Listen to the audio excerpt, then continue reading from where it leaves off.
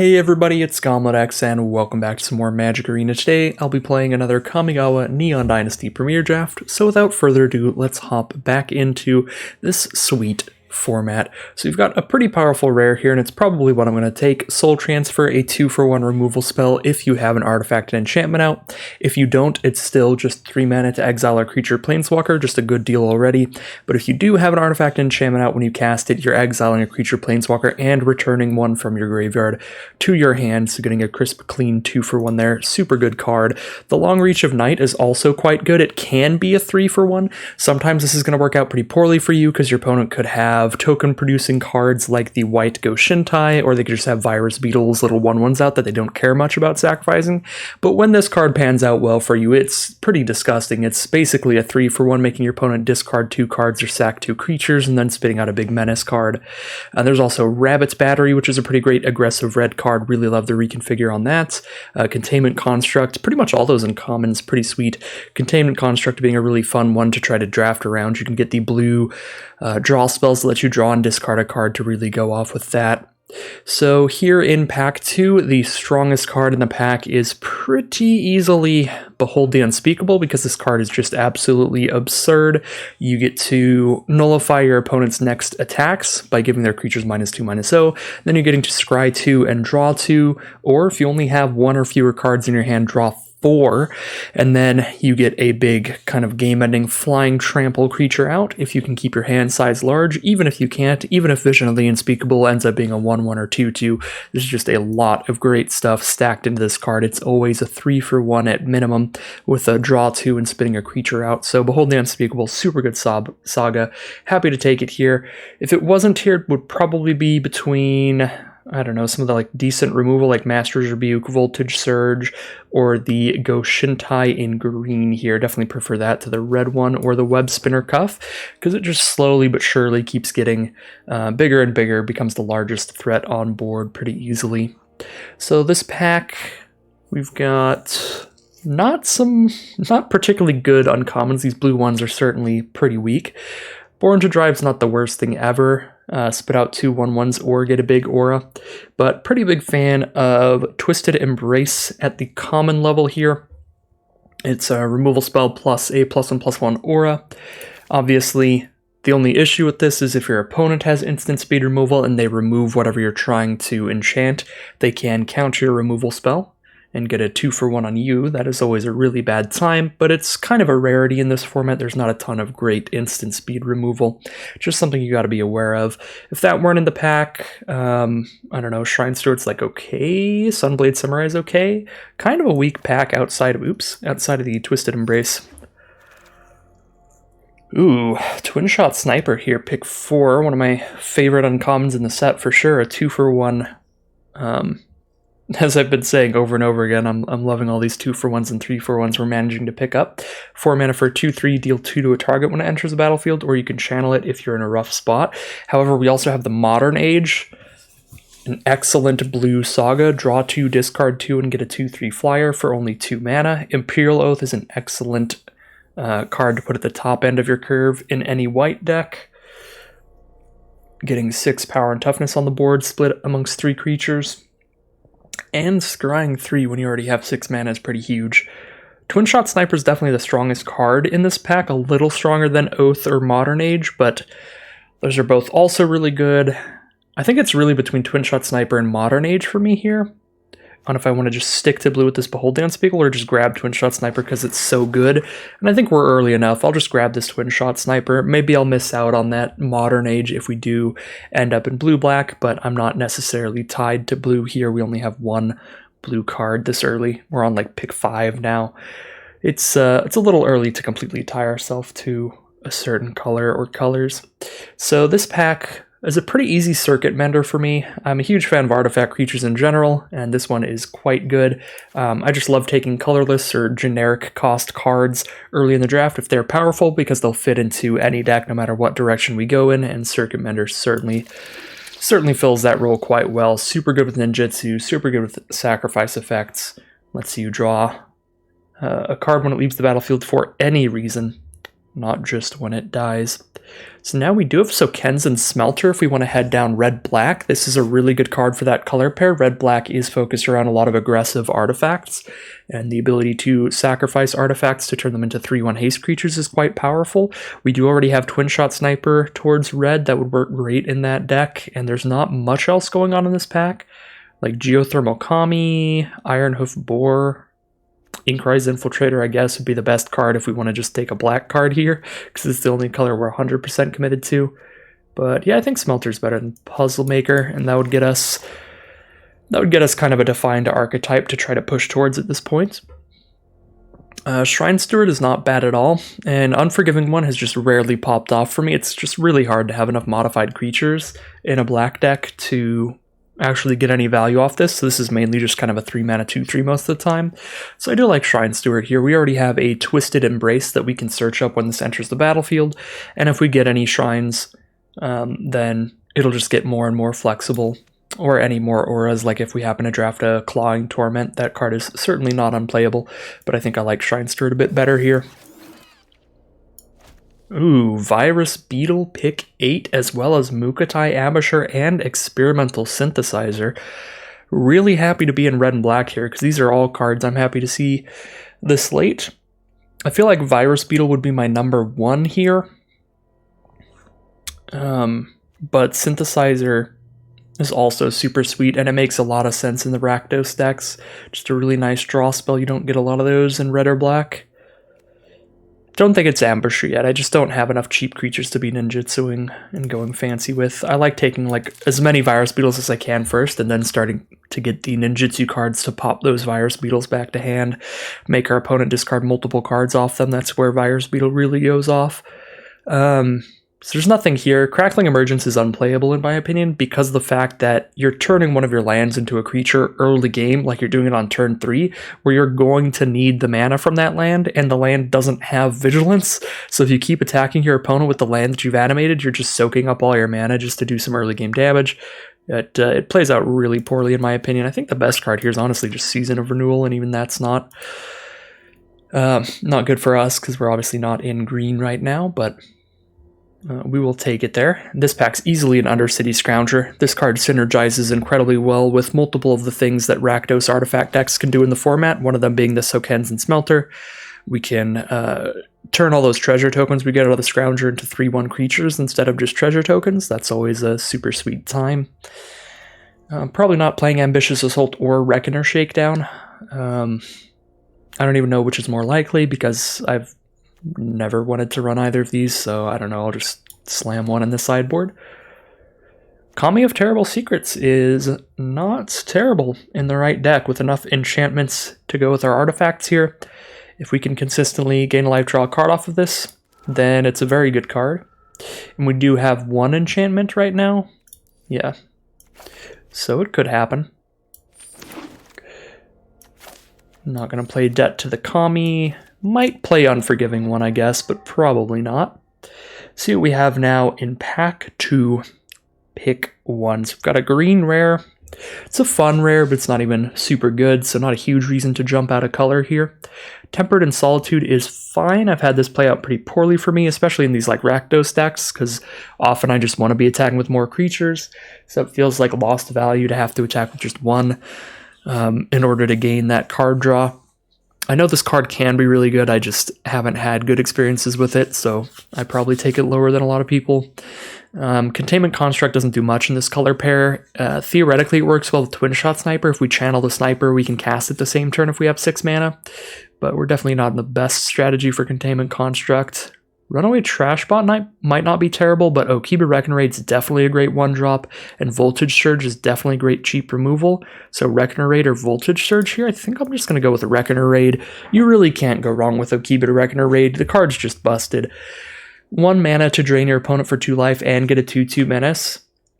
It's already super good, and sometimes you even just use this to help your ninjutsu cards get in more easily and drain your opponent for more life when you recast it. Card's just pretty dumb. Sometimes you even have the vehicles to give menace to as well. So Yeah, I think the card's just super, super good, so we really can't go wrong with that pick. And here we've got a sweet rare for us, a 2-mana 2/2 artifact creature that can reconfigure for 3 to give equipped creature +2/+2. So a 2-mana 2/2 and a +2 mace all in one card is just absurd. This is just a great equipment creature, a great reconfigure card. Wow, I wish there were something better in this pack in the common or uncommon slot for us, because I really don't want to draft Tribute to Hirobi, if I'm being completely honest. I know this card has a decent win rate, it is a good rare, but the times where you get punished for casting this card, you get hit so hard. If we keep an opening hand where this is like our only early game play and we have to just run it out turn 2, if we do that and then our opponent just goes island, attacks us, and ninjutsus one of our rat tokens away, we're just going to lose that game basically every time, and that has been a frequent play pattern for me. If we play this card anytime during the game, even if we play it late game, and then our opponent gets a rat, they get another rat, and then they use enchantment removal on it, that is also a horrible deal. We've just given our opponent 2 things for absolutely nothing. There's a lot of things I really don't like about this card, but when it does go off, it is very good. And there's literally nothing else in our colors there, so I just kind of have to take it.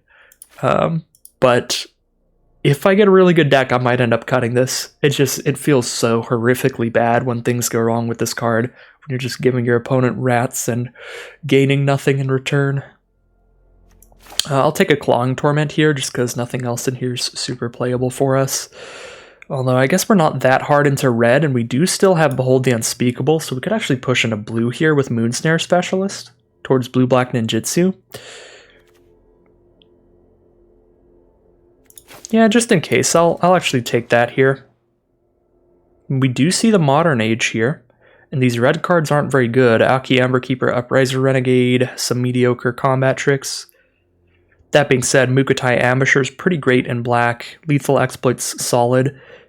So we could just take Mukotai Ambusher and play it no matter what, instead of maybe moving back into blue here with that Modern Age.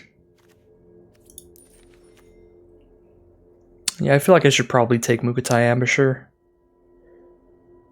Don't have any ninjutsu in black yet to go with our Virus Beetle, Okipa, Reckoner Raid kind of stuff. Take the Ambusher. I could see an argument for the Modern Age and really trying to push back into blue, but there's no telling if that'll work out well for us or not. It's definitely not working well this pack. No blue or red playables. 1 black playable, just Clawing Torment. Good if you're aggressive to shut off a blocker and make your opponent keep losing life. So I guess we'll take that here, although it's a pretty late Jukai Preserver and a Zeus's Many Journeys. But the only green card we have is Season of Renewal. I don't think we can really push into green and try to be like black-green here. Yeah, and Clawing Torment is a solid card. It's not like I'm taking an unplayable on-color card over a solid off-color card there. Yep, Experimental Synthesizer here. Future Sentinel's not very good, and I would much rather play Experimental Synthesizer for my card draw than Reckoner's Bargain. I don't love Papercraft Decoy as well. I used to take this card a lot higher because it's pretty exciting to be able to draw a card when this leaves the battlefield for any reason. The problem is that mana commitment that you need of holding that 2 mana up so that whenever it dies for any reason you can draw the card off of it is a pretty big mana commitment. So not in love with that. Oh, this is going to be a hard pick. Wow, this pack's excellent. Seismic Wave, Leech Gauntlet, another Clawing Torment, Unstoppable Ogre, and Chainflail Centipede aren't the worst also. So Seismic Wave or Leech Gauntlet here. We have Soul Transfer, Twisted Embrace, Twin Shot Sniper. I feel like we have a decent amount of good removal, but at the same time, Seismic Wave can be super, super bonkers against the right deck, against the green-white decks that are all enchantment creatures instead of artifact creatures. You can play this post-combat to finish off a bunch of creatures with that extra 1 damage. And you're always doing 2 damage to one target no matter what. I guess we take Tempered in Solitude this time, or Uncharted Haven, but I might try to play Tempered in Solitude again and see if I can get that card to work. I do like Kami of Industry in these Rakdos artifact decks. It's nice to have just a 1 of it at the top end of your curve. It's just a really big blocker, and you can get back like a Virus Beetle, make your opponent discard a card. Anything with a good enter the battlefield effect like that can be nice. Wow, green is open. Jukai Preserver and Harmonious Emergence here. 5,000 Jukai Preservers for sure in this draft pod. Whoa! 2 cards left and we get a Jukai Preserver. Well, don't know. We should be in green. We should probably have been green-black in this pod because, good lord, those green cards going that late there. Well, anyways, let's see what we have in pack 3 towards what we've actually ended up playing. Kumano Faces Kakazan's a nice, very aggressive card. 1 mana to deal 1 damage to your opponent, get a 2/2 haste out, and get a +1/+1 counter on something, potentially. Virus Beetle's really good, though, with ninjutsu and sacrifice stuff.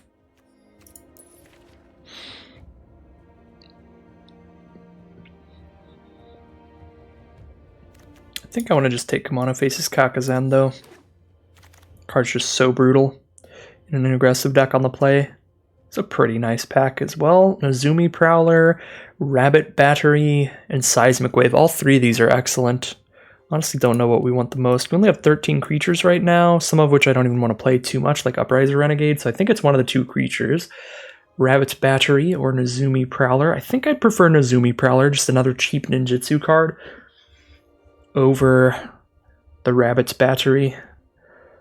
Because we don't have a lot of big cards to like slap haste onto, so the reconfigure doesn't seem super relevant. So I think just the ninjutsu is a more useful ability for our deck. It's a pretty easy Okiba Reckoner raid this time. All right, so we are just Rakdos. We're not really like Rakdos artifacts. We're kind of just Rakdos. Period. Like that's just. We're just Rakdos. Here we can take another Seismic Wave, another Experimental Synthesizer, or another Undercity Scrounger. All 3 of these would be pretty awesome. We have 4 Sagas now, so basically 17 creatures. So we are full up on creatures. Some of them are weak though, like Upriser Renegade and Unforgiving One that don't do a lot for our deck. I could take an Undercity Scrounger, fill out that 3-drop slot with a really nice synergy card. Cut the Upriser Renegade here, I think.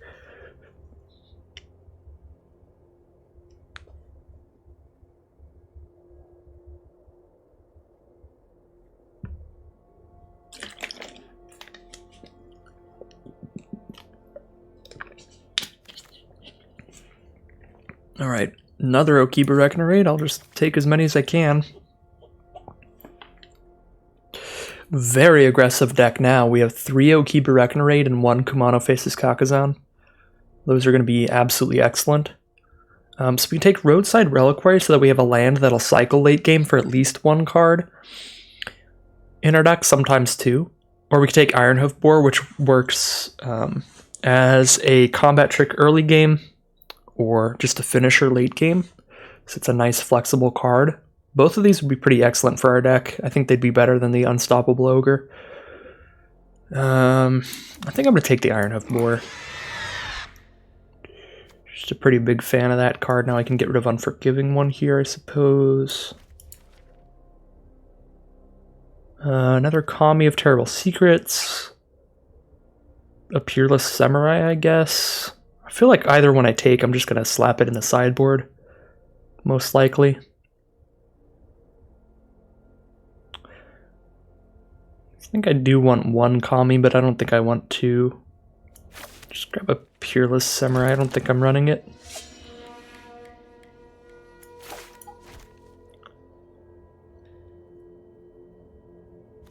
We got 1, 2, 3, 4. We have 4 creatures to slam down turn 2 and 1 Saga. Got 4 Saga creatures to slam down turn 1. Yeah, we should have creatures out early game for our ninjutsu cards, for our combat tricks like Ironhoof Boar. I don't want anything in this pack, so I'll just take the uncommon. I don't want a 3rd Undercity Scrounger. Well, I will take a 2nd Virus Beetle, that's for sure. Although Searchlight Companion's nice here too. We only have 1 card that cares about sacrificing artifacts though, and that's Sokenzen Smelter, so we don't really need a million expendable artifact things. So I'll just take the Virus Beetle because it works well with Soken's Smelter and it works well with our Ninjutsu card. I guess we get a Seismic Wave here. Maybe I was wrong. This has been a super weird draft. We saw 1,000 really good green cards going late in Pack 2. We've seen like 0 green in Pack 3. So this has just been kind of a strange draft pod overall. I don't know if I would say it was completely misread. Well, there's a Master's Rebuke super late, so that's a thing. We'll reward somebody, but overall, this pack's been super not green.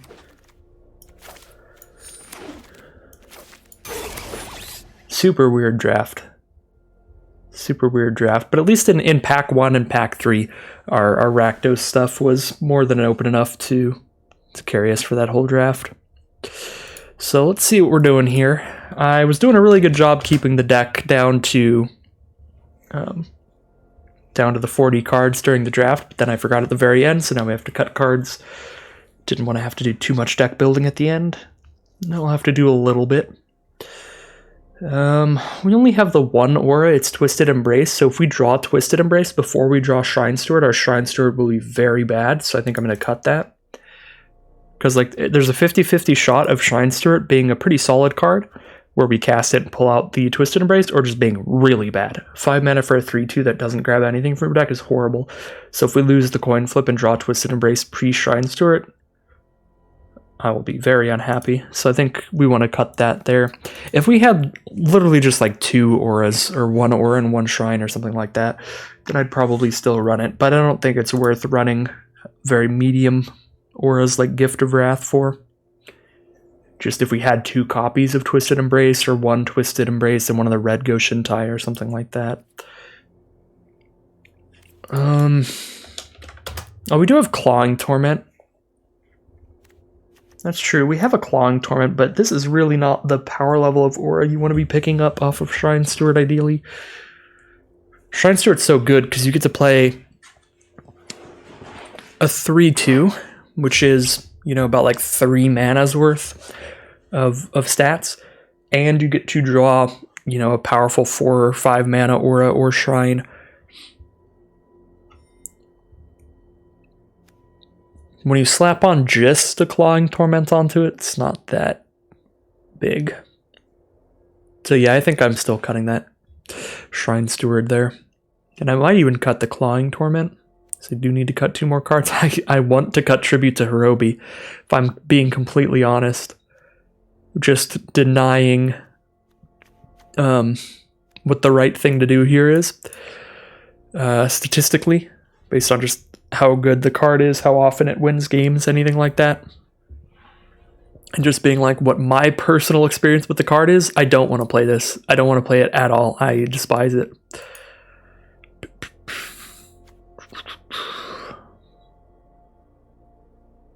I guess, you know what? We have 2 Seismic Waves. So if we get absolutely pooped on when we play our Tribute to Hirobi, and they just destroy it after getting the 2 rats, then we've got a rat extermination kit with double Seismic Wave. So we'll try it. I'm cutting it the moment I get slapped. The moment I play it turn 2 and my opponent just ninjutsus their frickin' Dokuchi Shadow Walker out and kills a rat when they do it, because they bounce a rat to their hand.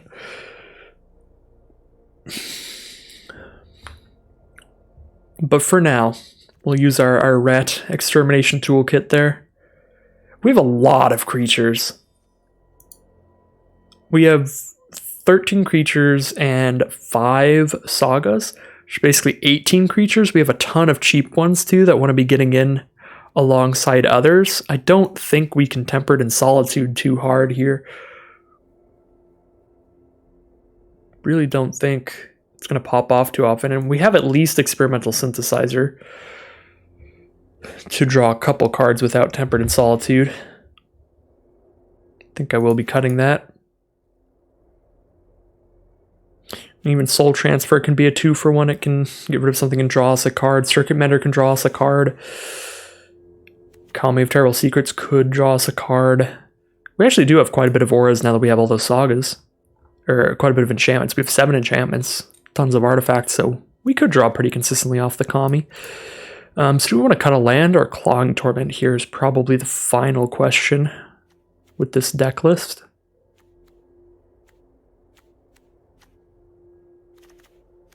Might even cut an Undercity Scrounger, actually.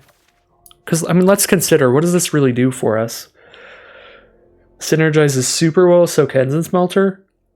I think that's it. I think that's literally it. I mean, it gives us another artifact towards Soul Transfer when we need an artifact enchantment down. But we're really not, like, using those treasure tokens for much. Guess we have reconfigure costs we could dump some mana into. We could end up needing a lot of mana late game, because we could need to cast a 4-drop and reconfigure for 3, or we could need to Experimental Synthesizer and hold up 4 mana after the sacrifice effect, so that's 3 mana to sack and 4 mana to cast whatever we hit. But it seems like enough of a rarity. I really don't think Undercity Scrounger does a whole ton in this deck. I might just cut that to keep Clawing Torment in and not cut a land. Average is 2.6 though, so I mean, it really feels like we can cut a land. But maybe there's something else we could put in that would make more sense than the Undercity Scrounger. I suppose Unforgiving One, how much modification do we have in this deck? We don't have like any modified, do we? We have 1 Reconfigure card, 1 Twisted Embrace, but we have no +1/+1 counters. So if we have a Reconfigure card out, or if we have Twisted Embrace, this can maybe get back. Even then it can't get back anything, because we need to have 2 cards out to get stuff back. I was thinking with the amount of 1-mana creatures we have, this could maybe do something, but all of our 1-mana creatures are sagas, and this can't get back a saga. So yeah, no, definitely not playing Unforgiving One over Undercity Scrounger, but maybe we play Peerless Samurai over it. It's just Unforgiving One with an ability that might actually do something. It can help us cast our Ironhoof Boar on turn 5 instead of turn 6. Or if we're stuck on 3 mana the turn after we cast this, let us cast one of our 4-drops. Yeah, I think I like throwing in a Peerless Samurai over that Undercity Scrounger, but I kind of like just splitting it off. 1 Scrounger, 1 Samurai, seeing how they play out. If one of them plays out particularly well, and the other just really feels like it doesn't do anything, we can double up on one of them, swap to double Scrounger, swap to double Samurai. Yeah, but I think this is the deck. We definitely don't want Upriser Renegade. Dramatist's Puppet or Shrine Steward, they all do very little for us, so I think this is our deck. We just need to cut 1 land. Probably going to be a mountain here, because we have double black cards, Soul Transfer and Twisted Embrace, and we have 4 1-mana black cards. So black mana seems a bit more important. We also have slightly more black than red, so that makes it really easy. 8 mountains, or 8 swamps, 7 mountains here. And we're going to name this deck the Rat Extermination Kit. And then if my opponent gets to keep those 2 rats and demolish me with them, even though I've got the double rat exterminators, I'll be very sad, super unhappy. And we'll probably change the deck name and get rid of the tribute to Orobi. Here we go. Game. There it is. There's the turn 2 tribute to Orobi taunting us. We've got to see what happens now, right? We're not allowed to mulligan this. We don't have the Rat Extermination Kit, though.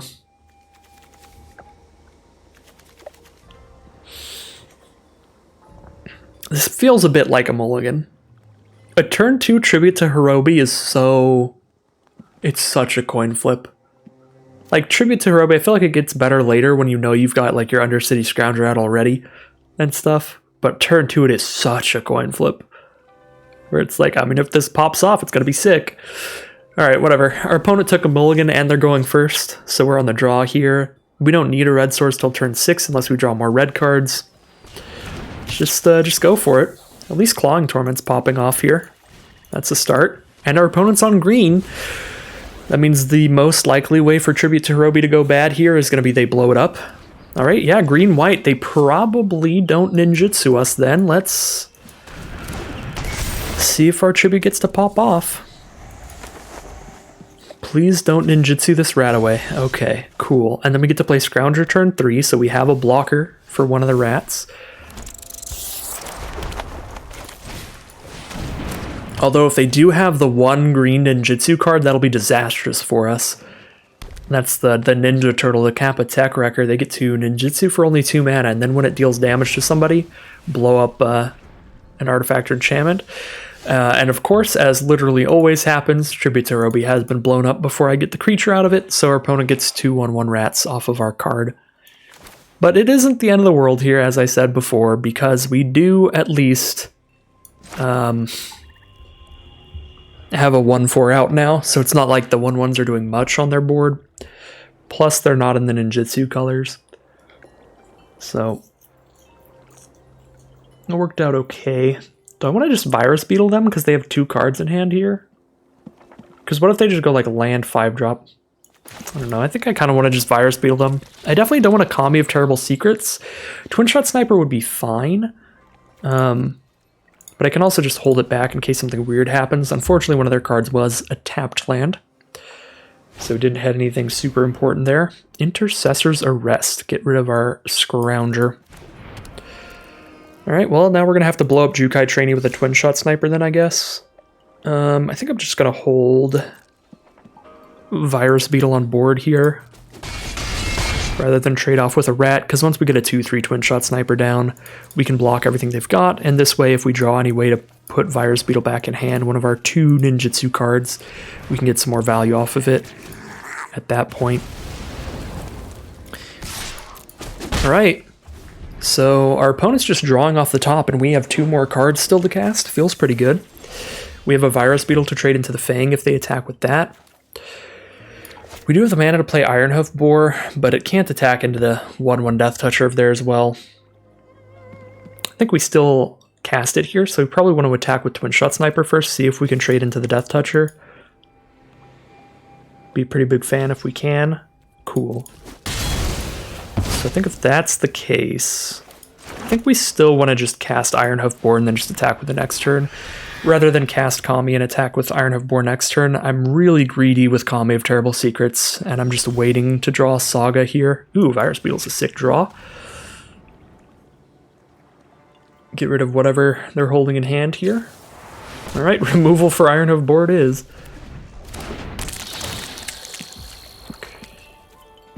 Like, yeah, I can start attacking them with a 3/4, but I feel like we're in such a better position if we just hit 1 Saga. Oh, there's the Rat Extermination Kit.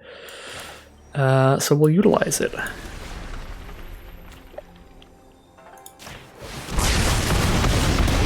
Cool. Attack for 2 a turn. Wow. And they'd probably be dead by now if I just cast this Kami. Just gonna do it now, which means I'll draw the enchantment next turn. Be the most embarrassing Kami of Terrible Secrets lines. Oh, Imperial Oath is definitely their best top deck in the whole deck. I can guarantee that. Yeah, that's absolutely disgusting. Now our 3/4 trades into a single 2/2 if we attack in. Imperial Oath is such a card. They've immediately scryed into a combat trick here to kill the Kami. Yep. Wow. Oh, that's a way to kill every samurai. Get back into the top deck war.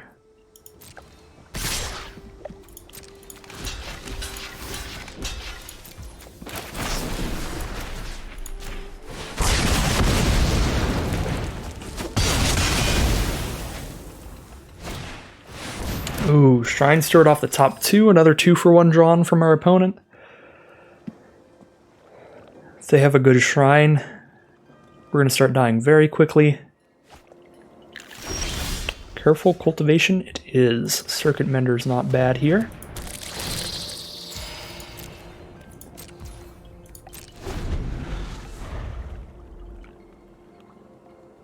So if we played our 3/4 earlier, our opponent would probably be down to like 7 or 6 here, but we would still end up in this position that we're in, which is not a good position.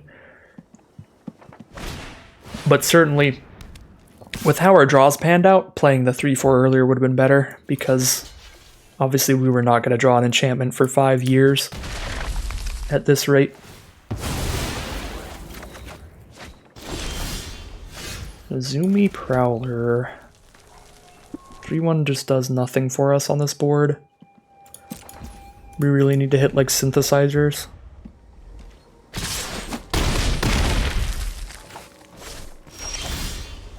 Twisted Embrace can make the Prowler a 4-power creature.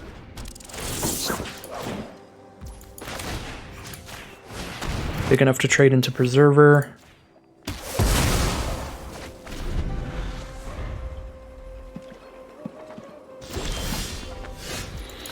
So keep a Reckoner Raid to start draining some life from our opponent.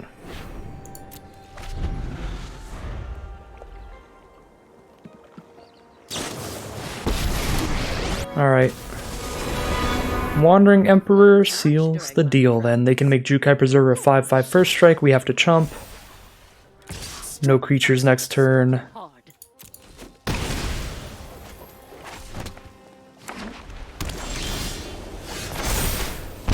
An Ogre Head Helm to chump block, I guess. But yeah, Wandering Emperor, there's not going to be a comeback to that. We've already used our 1 Twisted Embrace, so we can't destroy a Planeswalker. Spinning Wheel Kick 2.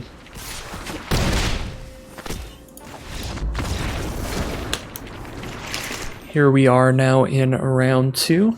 I did not cut the tribute to Hirobi yet, because it didn't go that disastrously for us in the first game. Still went pretty poorly. We did get to exterminate the rats eventually. I think I want to Reckoner Raid turn 1. Get a 2/2 Menace out sooner, rather than get a 3/1 out turn 2 with the Azumi Prowler. So I'll be playing a tapped land turn 2 and just not casting anything that turn unless we draw another land here. Inkrise Infiltrator from our opponent. We do draw another land, and we've got multiple 2-mana cards to cast, because we can play Prowler and we can also Ninjutsu Ambusher. So here I might actually just go land Prowler. We could also just play tapped land, then we know we can play a 3-mana card next turn, like Seismic Wave or Peerless Samurai. I think I'd rather just get Prowler down. Just Ninjutsu next turn. Black-red mirror match here, it looks like.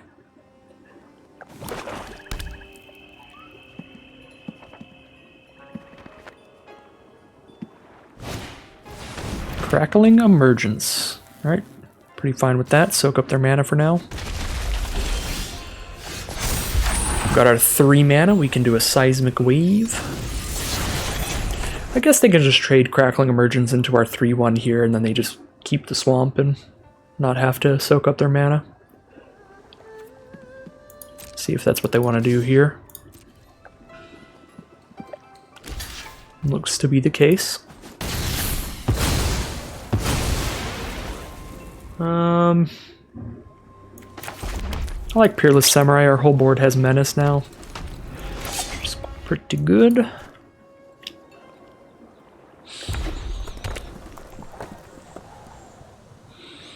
And Peerless Samurai is going to help us cast this Ironhoof Boar turn early as well.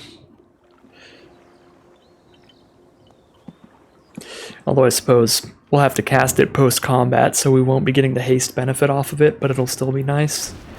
So we can cast it when we only have 5 lands out. Unforgiving One and Simian Sling. Simian Sling unfortunately is an artifact creature, so Seismic Wave is not going to do 1 damage to it. I think I do just want to attack both here, like we have Seismic Wave or Ironhoof Boar, to make sure that works well for us. We have Mukotai Ambusher as well if we want a Ninjutsu. Oh, this is going to be great.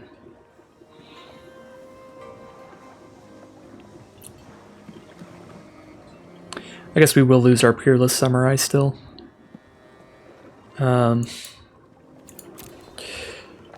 Could choose not to lose Peerless Samurai, kill Unforgiving One and Simian Sling with Seismic Wave. The Peerless, the Unforgiving one dies to Seismic Wave, and then the Simian Sling dies to 2 damage. But I kind of want to shoot Inkrise Infiltrator, kill Inkrise Infiltrator and Unforgiving one, and lose Peerless Samurai, and then they just have a Simian Sling. But they have to dump a bunch of mana into Infiltrator to use it well, so it's probably best just to kill Unforgiving one instead of Inkrise Infiltrator, so we can keep the Samurai on board mainly.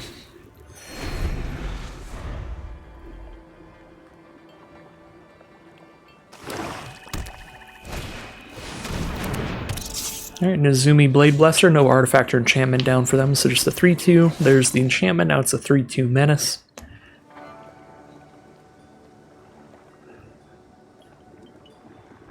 Man, Seismic Waves have been looking sweet in these matches. Seismic Wave here would kill that and that. We've drawn into a Twisted Embrace, which is really good. Other creatures have Menace, only 2 power though, so we make one of them 3 power. You'd have to double block to trade.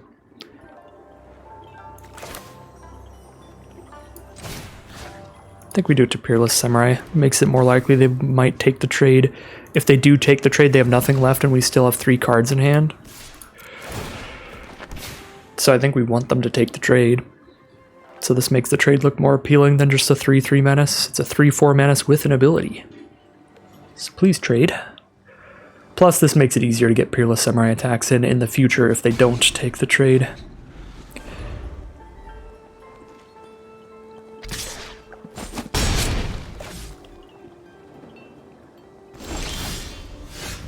Tribute to Hirobi is back again. Let's double attack here. They can't block, so we can then just ninjutsu the Road Captain. Get some lifelink going on here, so we super handedly win the race. They're down to 7, we can drain them for a couple life. Could also play Tribute to Hirobi, but I think I'd rather just Reckoner Raid here.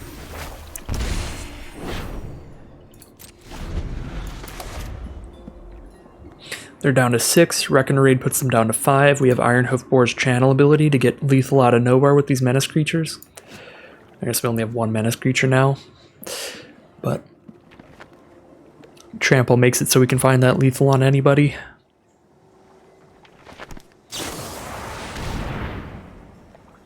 Well, there goes the Lifelinker. Debt to the Kami.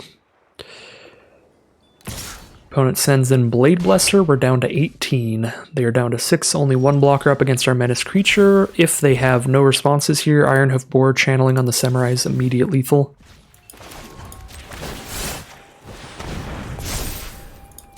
Alright. And lethal it is. We're 1-1. Alright, opponent goes first. Wow, this hand is good. Reckoner Raid, Prowler, Ambusher, Scrounger. All the early game plays in the world. Opponent is on white.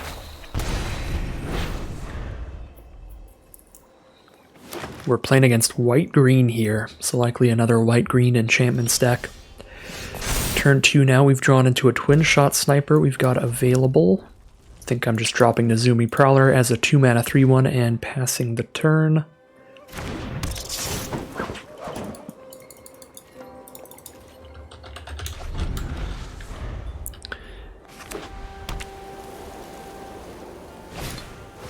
Coiling Stalker, turn 3 from our opponent, a 2-1 that puts a +1/+1 counter on something when it hits us.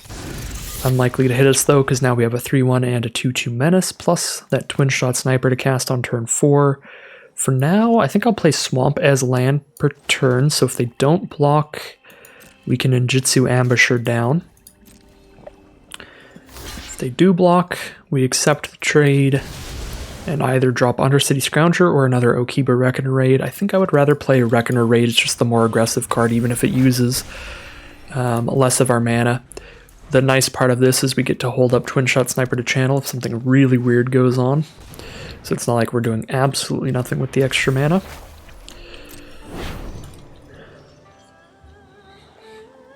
Alright, so here I think I'd honestly rather hard cast Mukatai Ambusher than return Nezumi Road Captain to my hand.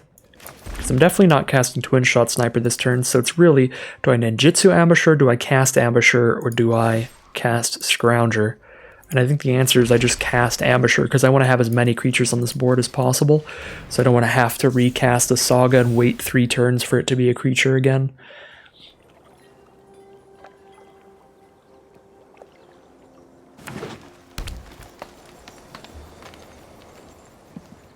Even if I get 2 more life drain out of it, because it has Menace, all it takes is 1 more attack to hit them just as hard as recasting it would have over 2 turns. And if I hit them with 2 attacks, then I've hit them twice as hard as recasting it would have.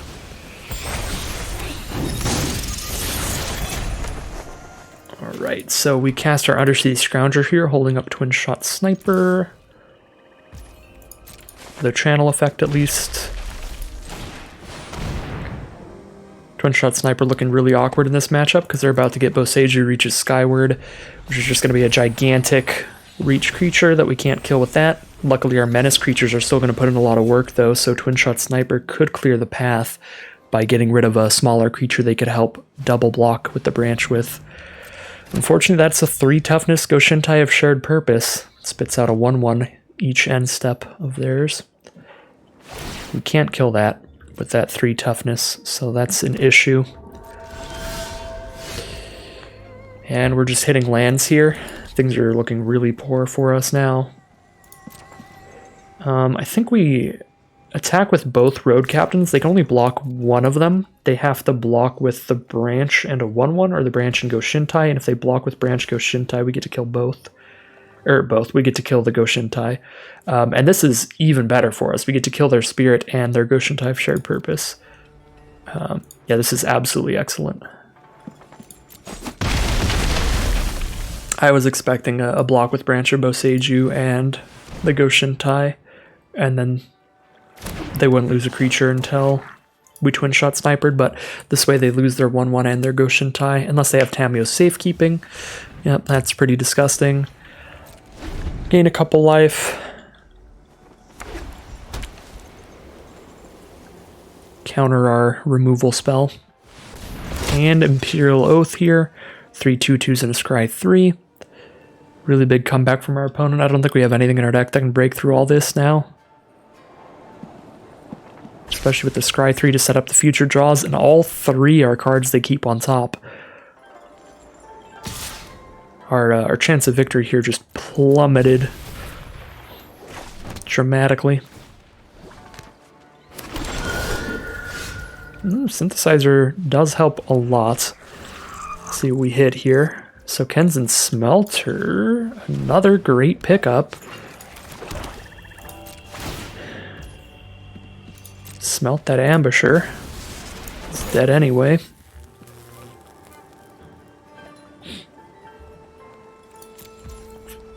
Three, four, five, six, 7. Tap the Scrounger now. Or hope a creature dies during their turn. I think I want to tap the Scrounger now.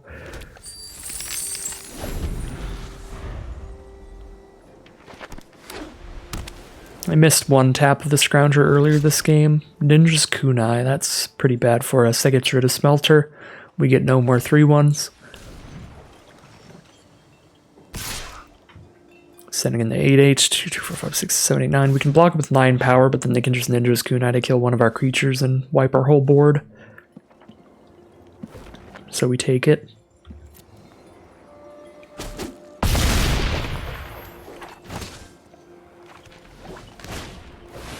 Jukai Naturalist. Pass the turn. Soul Transfer. It's the draw. We only have 1 enchantment out, so I guess they can kill Nezumi Road Captain in response to this, but then our Sokenzen Smelter stays on board. I think we have to kill the branch, even though they're going to get a bunch of annoying 1/1s. We kill the branch, we pick up Nezumi Prowler or Mukatai Ambusher.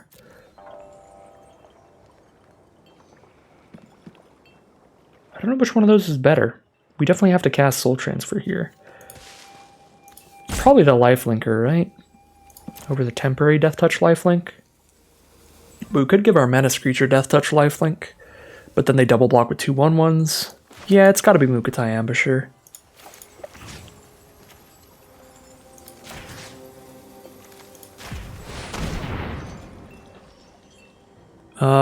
Yeah, I guess I already cast this spell, so even if they kill Nezumi Road Captain, I'm still getting back the Ambusher.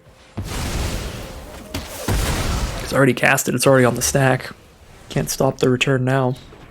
Yeah, so now we just get to keep Soken's Smelter. And I think I'd rather get the 3/1 here.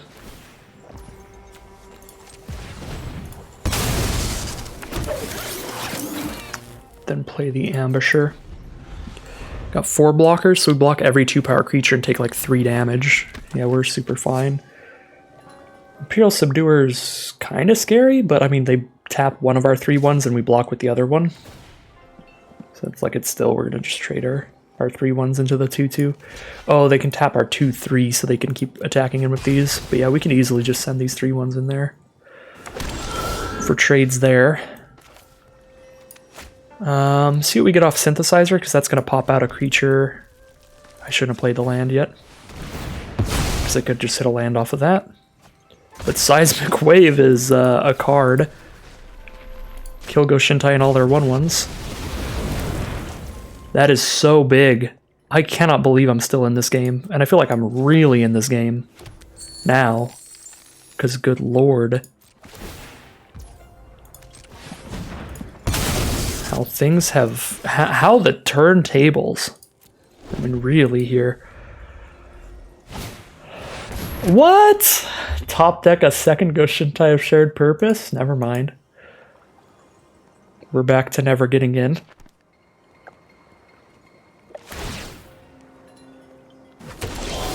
At least our opponent's never getting in either. Ironhoof Boar's big, right? That's 4 toughness. It's a thing. 4 toughness. They have to, what, double block with 2 2/2s, double block with a 3/2 and a 1/1. You just play Ironhoof Boar and attack with it.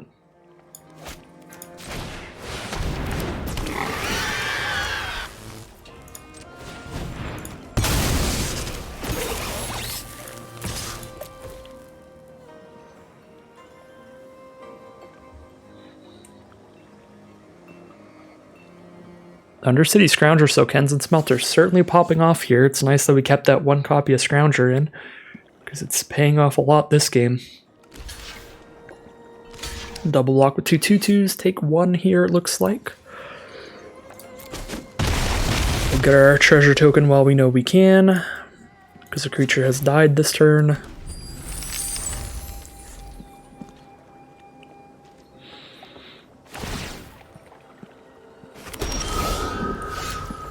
Five blockers. They block all our 3-power creatures in a 2/2, take 1, 2, 3, 4, 5. They're at 11. Don't think we can all attack yet still.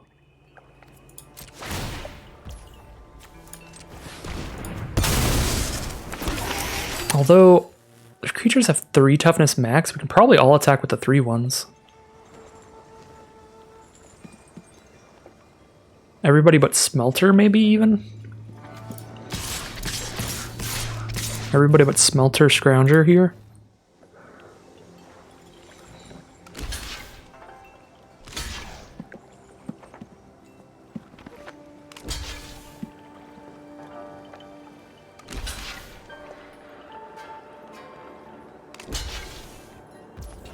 Yeah, this looks pretty good to me.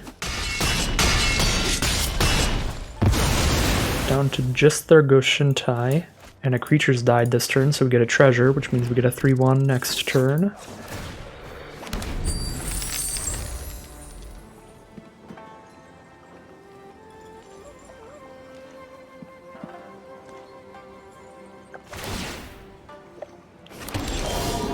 Twisted Embrace is the draw here. Is that immediate lethal? Not quite, but it makes sure Goshintai... I guess, yeah, it makes sure Goshintai dies. Probably throw it on the lifelink.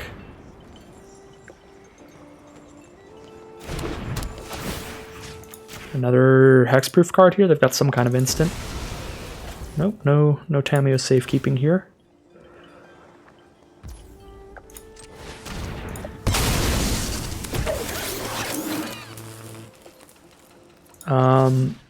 Let's see, they block there, take 1, 2, 3, 4, 5, 6, 7, 8, 9, 10. Exact lethal if I attack with everybody, but Sokens and Smelter's in danger this way.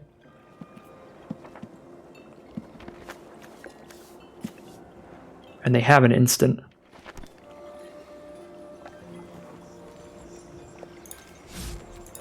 We'll play it safe. Kill them in 2 turns instead of 1. In case they have Wanderer's Intervention in hand or something. I guess if it was already holding for an instant for them, it wouldn't have been Wanderer's Intervention because that would only hold during combat. But if it's some kind of combat trick that can buff their thing up. Alright, go to 1.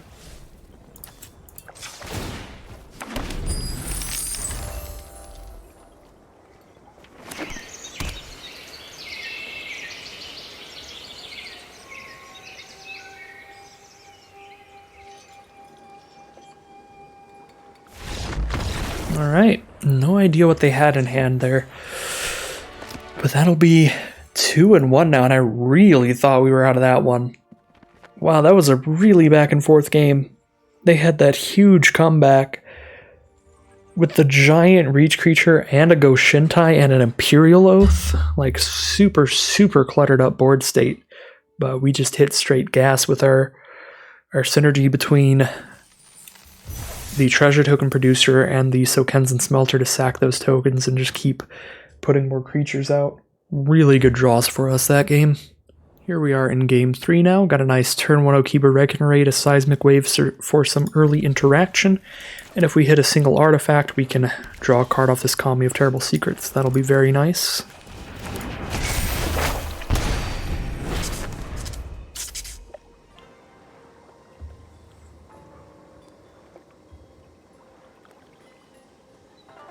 These sleeves were on a daily deal a little while back. I picked them up as well. I really like them because they remind me of the Faith spells in Elden Ring. Just kind of like the looks of the Faith spell. They're really cool. Just some lands for us for our first couple draws. So we'll just be waiting for the Kami of Terrible Secrets turn 4.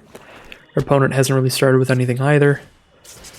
There's a Leech Gauntlet now. We can Seismic Wave that if we want. Probably worth it. It's just a pretty good card, a lifelinker.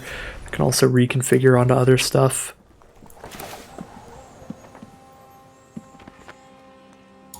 Yeah, could get a 2-for-1 out of Seismic Wave later, but it's pretty unlikely. Let's just get the Leech Gauntlet out of here. Don't expect many 1 toughness creatures to be coming out turn 4 or later here.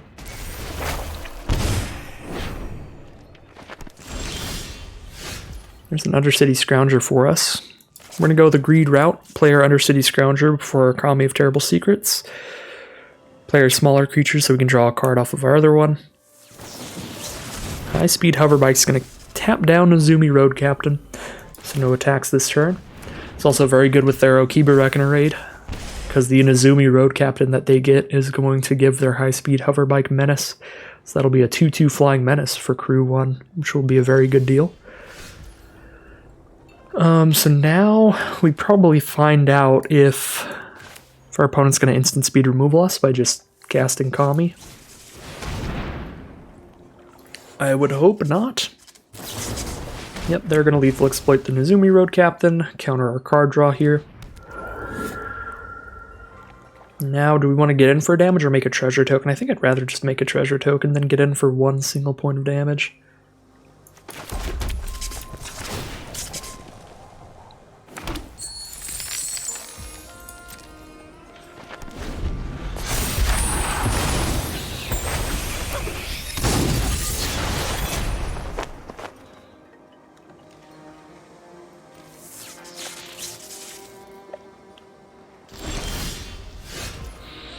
It's another Okiba Regenerate off the top, pretty nice. We get to attacking with our Kami of Terrible Secrets pretty freely.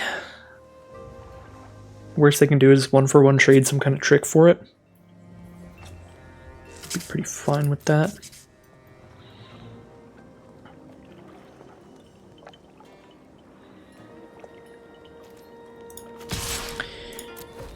We know our Virus Beetle is going to kind of pop off here, because they've got 4 cards in hand. They have not been playing land for turn. So Virus Beetle is going to hit something.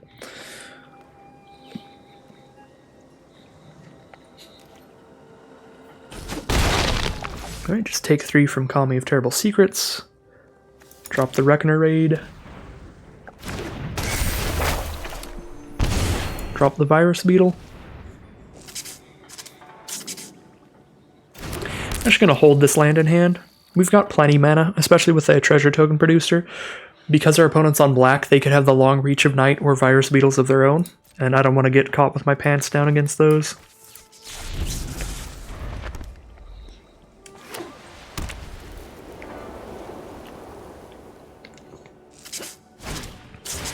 Sunblade Samurai here. Probably just pop that with a Twisted Embrace so we can keep getting in. Another land here, probably just hold that in hand again. Want a Twisted Embrace on my Kami to make it a 4/5 or do it on the Beetle? I prefer to be able to ninjutsu this Beetle more easily if we get ninjutsu later.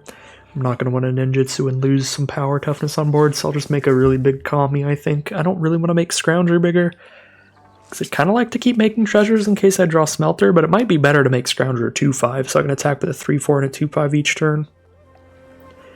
That is probably better, just put more pressure on our opponent.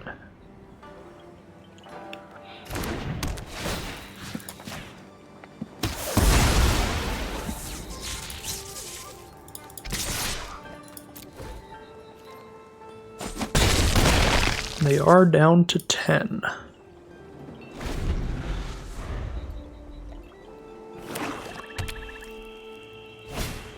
Befriending the Moths, they get +1/+1 flying for a couple turns, and they get a 2/4 flyer out of that. So their Nezumi Road Captain's now a 3/3 flyer, but they're at 10 life. They have to consider holding up for blocks, and that is what they do. No attacks there. We get to just send in with our 3/4 and our 2/5 again. All they have is a 2/2 Menace and a 2/2 Flying Menace they could crew. Jump block on the 3/4. See if they have a trick here as well. They do. Lethal Exploit plus block will kill Call Me of Terrible Secrets, so 1-for-1 trade with the removal spell there. Drawn into Kumano faces Kakazan, so we'll dump that down right here to deal damage to our opponent. Pass the turn. Holding on to 2 lands, so I have the 2 cards I need to discard if they cast the Long Reach of Night. There's very little reason to drop these on board right now. Experimental Frenzy would be the biggest reason. Or Experimental Synthesizer. So yeah, we attack again. They've got a single blocker, so attack with a 2/5 and a 2/2 Menace. 2/2 Menace gets in, 2/5 probably gets in, because they don't want to chump. Cool. Now we drop our Circuit Bender that we got off the top. That'll come in as a 3/4 because of Kumano faces Kakazan. So next turn we'll have a 2/5, a 1/1, a 2/2 Menace, a 3/4, and a 2/2 Haste against a 2/2 Menace and a 2/4 Flyer. So they need to have drawn into another creature removal here to survive. Ooh, Life of Toshiro Umezawa is very good. That is both. That's going to kill our Virus Beetle. Next turn it'll gain them 2 life. Turn after that it'll be a 2/3 blocker. I think it doesn't quite let them survive single-handedly here, especially since we drew Ironhoof Boar. What a draw.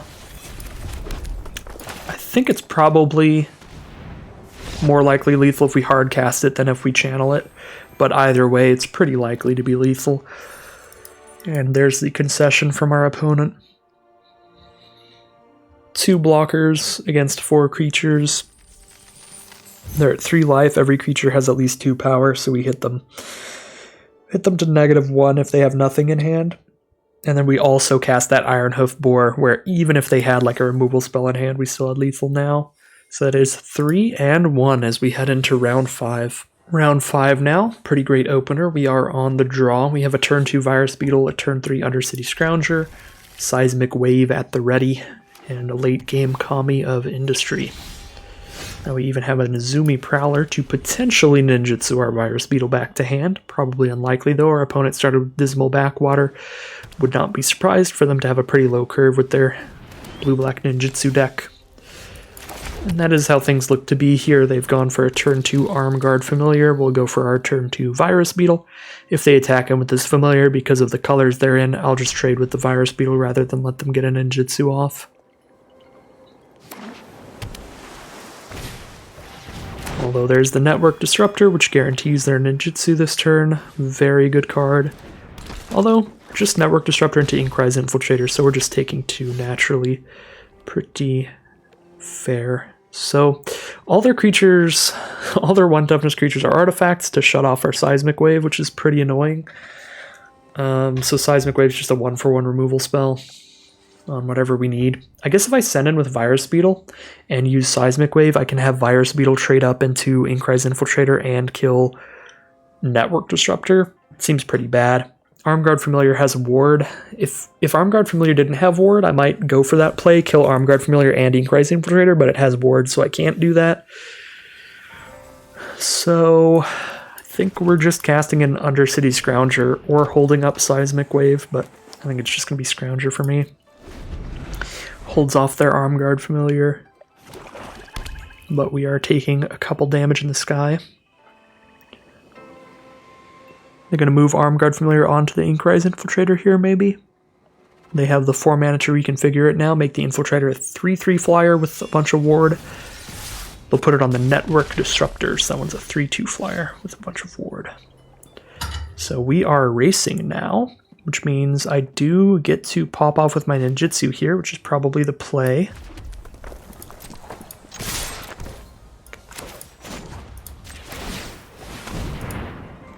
So we're going to gain 3 life, which helps a lot in the race, and make them discard another card. And we still got this Seismic Wave at the ready in the future. I think we have to kill Inkrise Infiltrator with this Seismic Wave. Because if I kill Network Disruptor, sure, I'm stopping more damage immediately, but Infiltrator can hit harder than Disruptor can. If I kill Disruptor, they just move Familiar to the Infiltrator. Although it does soak up all of their mana to reconfigure Arm Guard Familiar. They have 4 mana and it costs 4 to move that, so it actually might be worth a kill on the Disruptor at some point here. Although they have ninjutsu down a Prosperous Thief. Get a treasure token. Recast Infiltrator.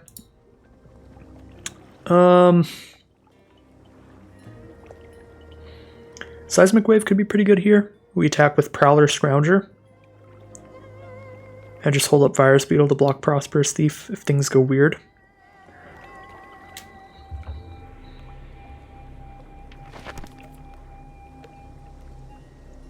Ward 2 on that.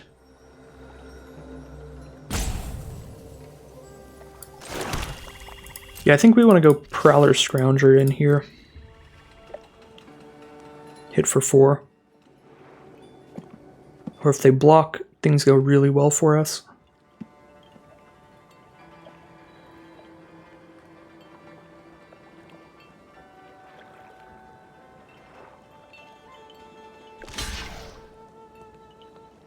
Block Nezumi Prowler.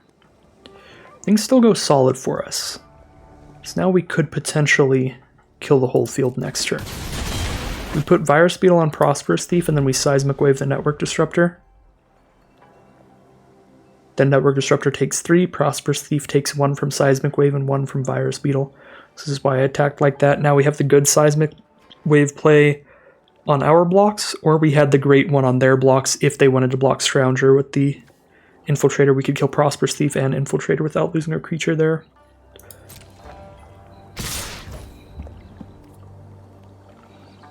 I'm going to figure out if this resolves before I do anything else.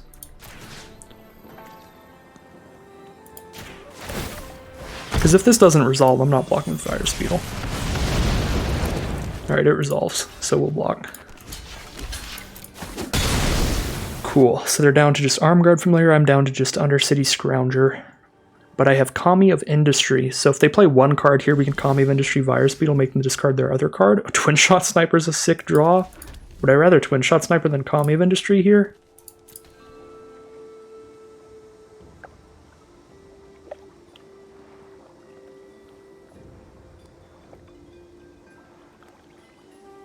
really need to kill that right now. I think I'd rather Commune of Industry currently. See what we get them to discard here. Like we're really not, it's just lands in their hand. I was gonna say we're really not worried about just a 2-1 currently.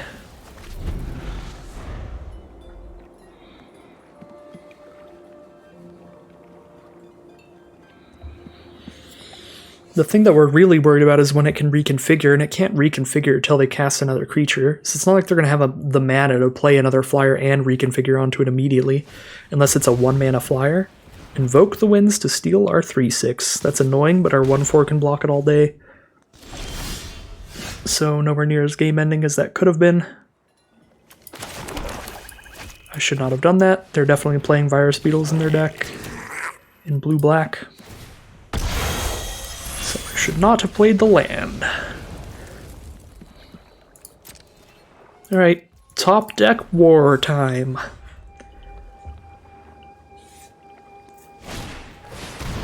Moonfolk Puzzlemaker is a pretty good start to that, although we do have a reach blocker at least. Ironhoof Boar is an excellent draw for us. Problem is it only has 5 power against their 3 power, or I'm sorry, their 6 toughness blocker. So we play Ironhoof Boar, and it can kill the Puzzlemaker, but not the Commune of Industry. Oh. Oh dear. Oh gosh.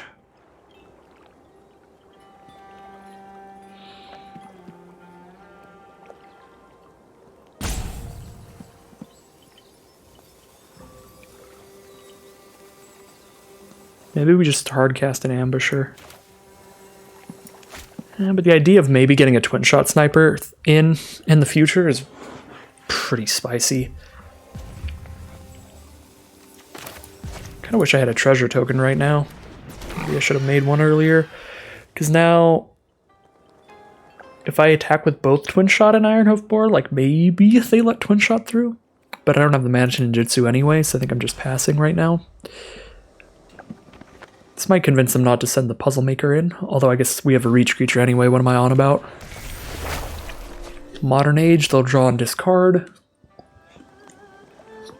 Pretty good draw here, lets them filter through their draws. Discarding some more lands. To hit some other goodies.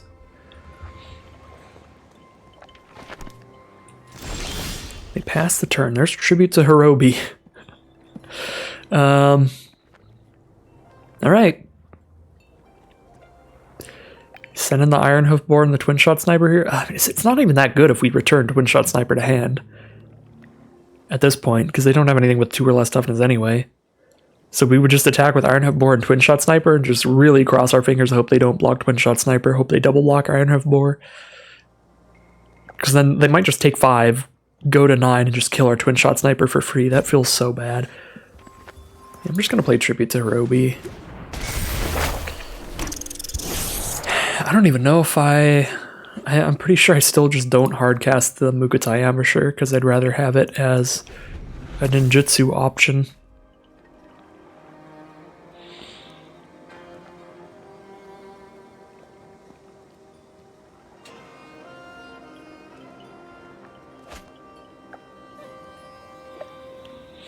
Although Mukotai Ambusher would have given me a really good blocker for their 1/1 rats.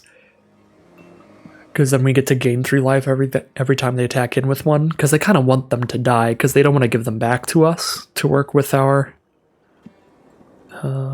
Tribute to Hirobi. It's a Searchlight Companion from our opponent, which is pretty sweet. Land for turn.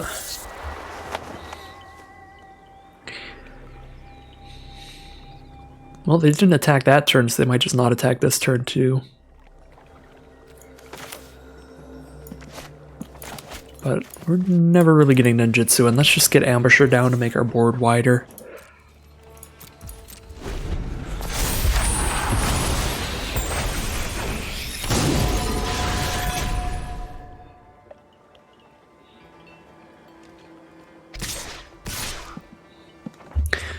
Probably going to ninjutsu these, and I'm going to remove Tribute to Hirobi from my deck immediately.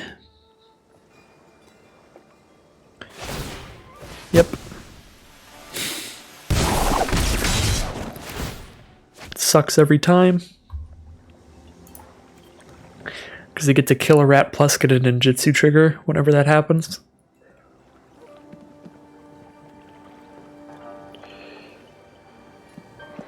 So our Tribute to Hirobi is going to be a 3/3 flyer, so they can block with Puzzle Maker and Vector Glider, and I can only kill Vector Glider. So I guess that's probably what's happening here. But at least I get to draw one card here off of this rat.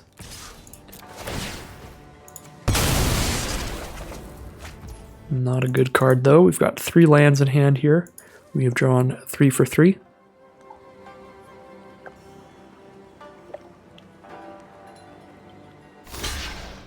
Block with all the flyers and be super sure the Tribute to Hirobi is gone. Well, it is gone. We are going to kill the Vector Glider. And we're at 6 life, so I'm not going to tap this Undercity Scrounger right now.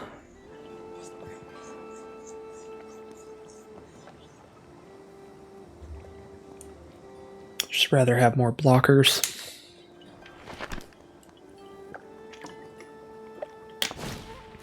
If they kill Mugatai Ambusher, we're taking 1,000,000. If they kill Twin Shot Sniper, we're taking 3. Do that twice in a row. We do die.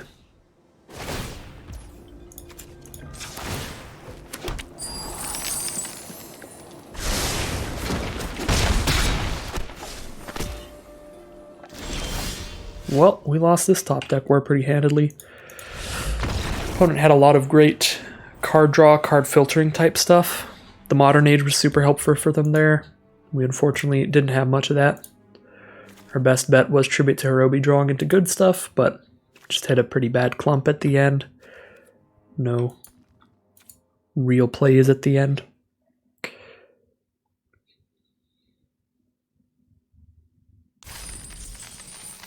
Three and 2. We don't have a red source, but we've got double Okiba Reckoner Raid and a Clawing Torment here. This is just a wildly aggressive hand. Although, opponent is on the play, and they get to play a turn 1 Okiba Reckoner Raid, which is pretty scary. Maybe I should have went for a Kumano Faces Kakazan turn 1 to go for a turn 2 Ogre Head Helm here instead. Now I'm just going to play the Ogre Head Helm turn 3, which I feel like might be better, because then our Sagas do flip a little earlier. Find out here. That seems pretty good to me. Just play 3 1-mana 2/2s. Sure, they come out slowly, but still going to be pretty threatening, I think. We can Clawing Torment their Nezumi Road Captain, but then Dockside Chef can just eat it to draw a card anyway, so we should probably just Clawing Torment the Dockside Chef. They are playing black-green, some great value colors, and they've already got great value going on. Yep, Historian's Wisdom as well, drawing them a card, making that a 3/3.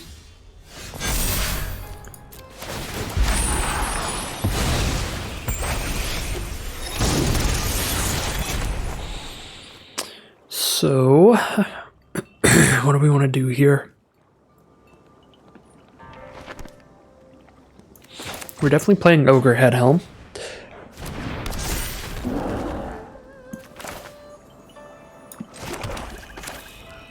I think we do Clawing Torment the Dockside Chef, because again, if we Clawing Torment Nezumi Road Captain, they just sack Nezumi Road Captain and draw a card. It does nullify it more than it nullifies Dockside Chef, because a 1/1 Menace that can't block really does nothing, whereas a 2/2 that can't block but has good activated ability is still kind of worth keeping. The problem is, it's just with a sack outlet there. Just pretty rough. Twisted Embrace on the Ogre Head Helm seems pretty good. We'll take 3 here. They don't want to send in Dockside Chef. Flip our Sagas. Send in the squad. Drop down a Sokensen Smelter.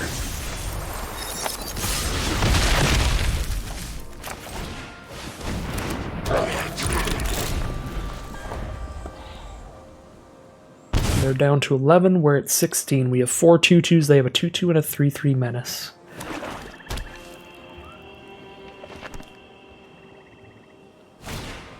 Invoke Despair. We sack a creature, or lose 2 life, and then so we have to sack a creature and an enchantment here.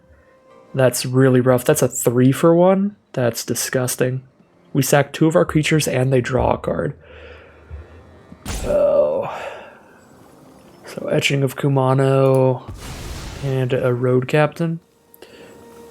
Or we sacked a Clawing Torment.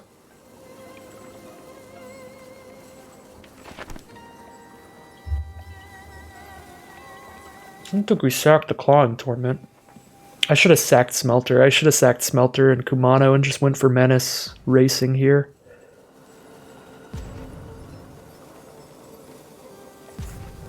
Yeah, that was bad.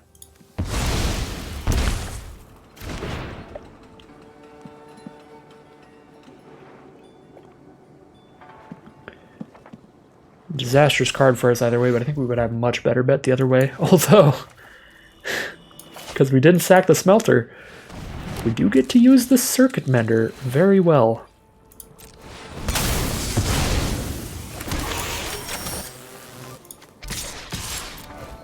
Incredibly well. And we draw another Okiba Reckon Raid. Super great draw off the top. Dockside Chef's Clawing Torment puts them down to 4 now. They've got that 1 blocker. We actually hit them harder by keeping Sokensen Smelter than we would have keeping a Menace creature, surprisingly enough. So we just got super lucky off the top. Would have hit them for 1 less damage with the Menace creature.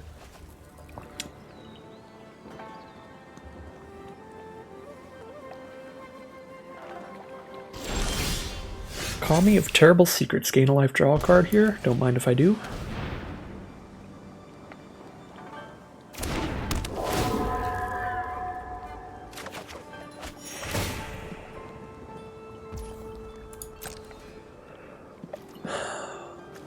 If we attack all and they have nothing, we kill them. But if we attack all and they have a removal spell, they kill our Smelter and our 3/1 and just take 2. Make them have it here. Alright, they've got the removal.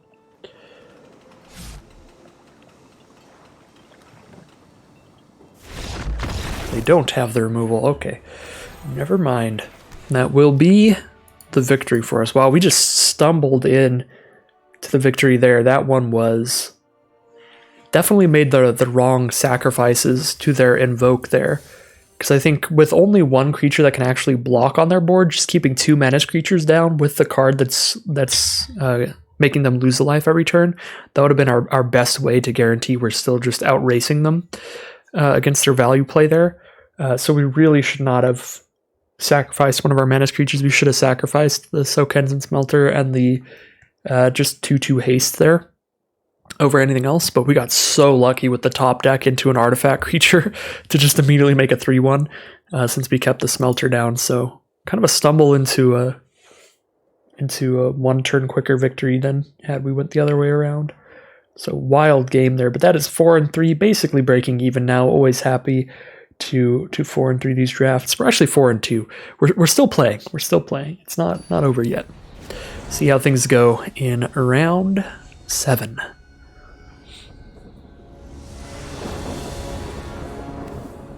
Alright, we are going first. Unfortunately, no turn 1 play because we don't have a swamp here, but we still have Virus Beetle on 2, Reckoner Raid, and Seismic Wave. Still a good hand. We would just much prefer an untapped black source. Excuse me. Getting the hiccups here.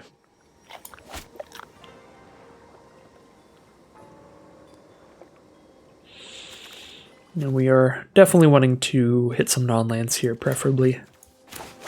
It's the other flaw with the hand. A bit loaded up on lands.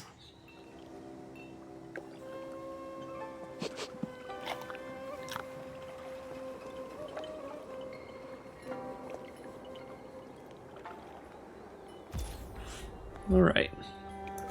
Get that Bloodfell Caves down. And let's see what our opponent's up to here.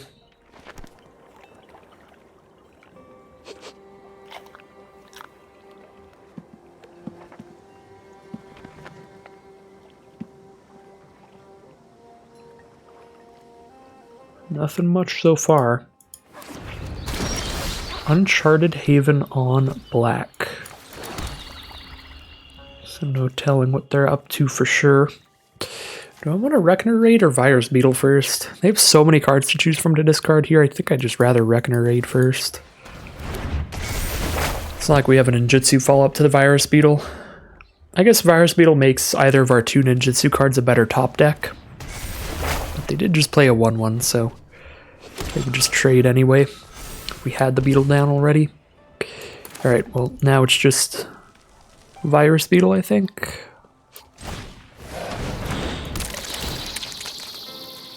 Because I'm not going to Seismic Wave, I'm definitely not going to Synthesizer. I want to hold on to the Seismic Wave for once the Teachings of the Kirin flips, so that I can deal 2 damage to this 1/1 Spirit, and 1 damage to the Kirin Touch to Rochi, and 1 damage to the Gloom Shrieker. This is going to be a Seismic Wave and a half. Wow. Yeah, this should be pretty spicy.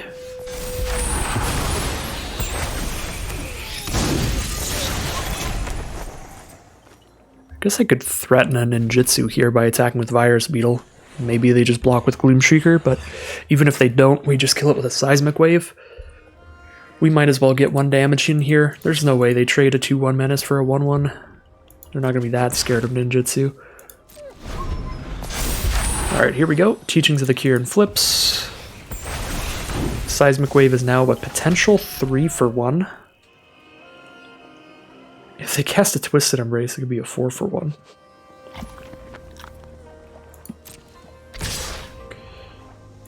Alright, Seismic Wave, are you going to be a 3-for-1? Yep. Pretty disgusting. A one-sided board wipe. A Bearer of Memory from our opponent. And an Okiba Reckoner Raid. Tribute to Hirobi is the draw. I'm going to Synthesizer first and see if that is what we want to do. I think the only thing we can hit that we couldn't cast is our 6-drop. Clawing Torment, not bad at all. We get to cast that plus Tribute to Hirobi here.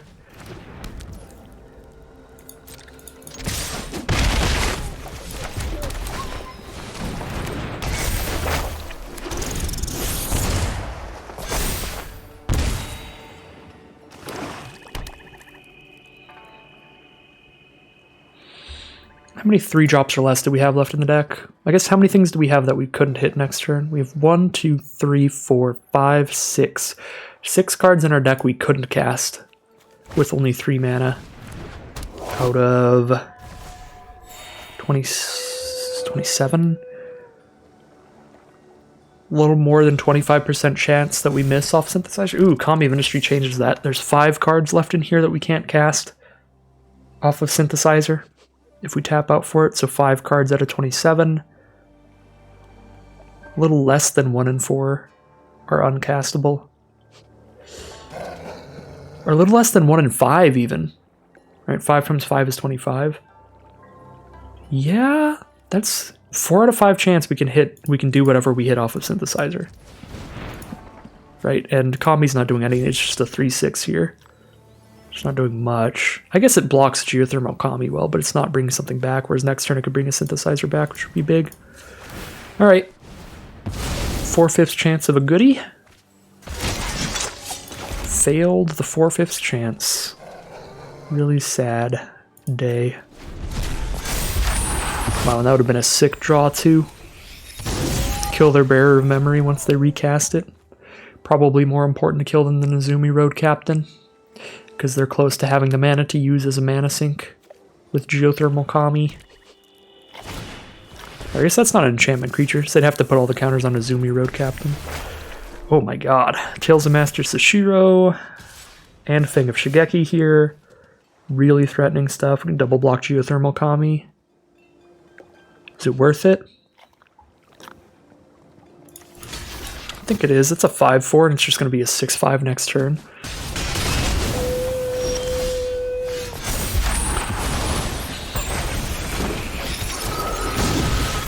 Get our rats back.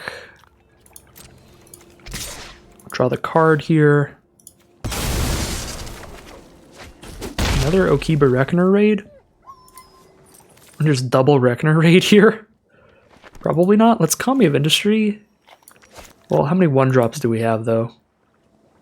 1 and 10 lands. There's 11 cards in here we could cast. I think I already played my land. Let's just double Reckoner Raid.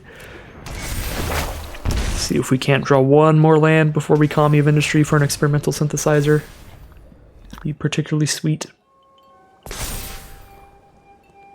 Just keep racing our opponent in the sky here.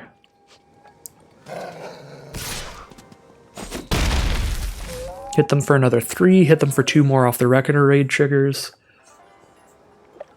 Pressuring pretty hard.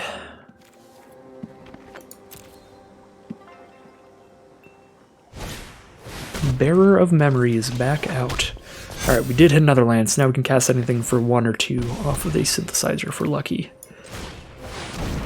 Probably should have attacked with Echo of Death's Wail first. Oh, we do hit a land. Very nice.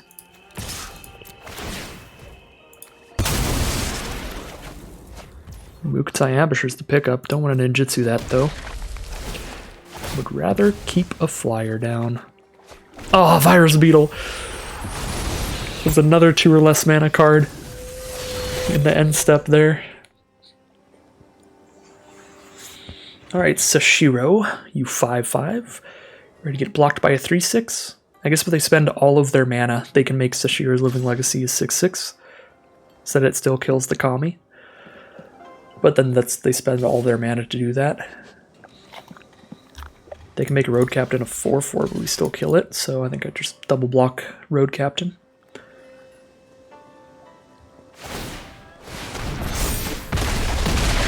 Okay.